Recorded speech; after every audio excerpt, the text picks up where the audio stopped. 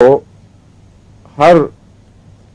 Minute میں 72 دفعہ normal یا اس کے کم و بیش دماغ سے ایک لہر آتی ہے بجلی کی، وہ 1 سیکنڈ سے کچھ کم عرصے میں بار بار آتی ہے، اور مسلس کے اوپر جب وہ بجلی کی کرنٹ پڑتی ہے تو مسلس سکڑتے ہیں اور اس طرح دل دھڑکتا ہے۔ اب ہم سمجھتے ہیں کہ دل خود بخود یوں ہی دھڑک رہا ہے، حالانکہ ہر دھڑکن کے ساتھ پہلے اس کو ایک کہیں سے حکم آ رہا ہے بجلی کا۔ اب وہ بجلی کا پیدا ہونا بھی ان نمکیات سے کچھ تعلق رکھتا ہے۔ تو اگر یہ لہریں، بجلی کی لہریں اپنا وقت بدل دیں تو سڈن ہارٹ فیل ہو سکتا ہے، اور اس میں ایک خطرناک چیز یہ پیدا ہوتی ہے، بعض دفعہ ایکسٹرا سسٹلی کہتے ہیں اس کو۔ ایکسٹرا سسٹلی کہتے ہیں دل کی ایسی بیماری میں جس میں اس لہر کے علاوہ جو بجلی کی لہر آ رہی ہے ایک لو وولٹیج پہ، جو دل کی دھڑکن کی ذمہ دار ہے، دل کے مسلز میں سے بھی ایک لہر بن اٹھتی ہے بجلی کی، اور وہ ایک زائد دھڑکن پیدا کر دیتی ہے۔ مثلا نارمل اگر بیٹ ہے 1 2 3 4، تو 1 2 3 تو 1 2 3 اس طرح بدلے گی اس کے ردم کو،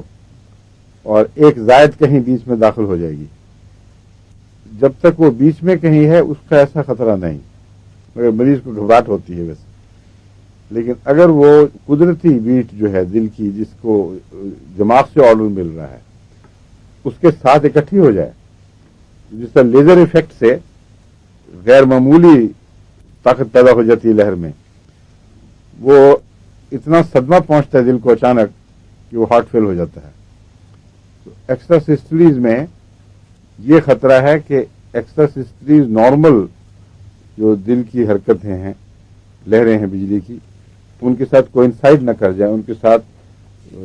یہ ایک بیک وقت اکٹھی نہ ہو جائیں۔ تو یہ جو کالیفاس وغیرہ ہیں یہ اس میں اثر انداز ہوتے ہیں، اور ہارٹ فیل کی وجہ سے اس وجہ سے ہو یا کچھ، لیکن یہ ہمیں علم ہے کہ کالیفاس کی اگر مقدار خون میں بڑھ جائے تو ایسا مریض اچانک بغیر کسی بیماری کے ظاہر کیے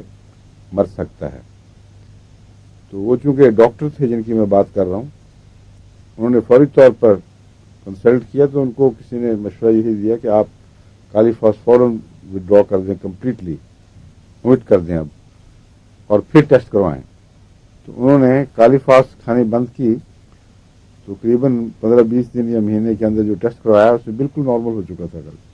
کوئی اور علاج نہیں کیا گیا۔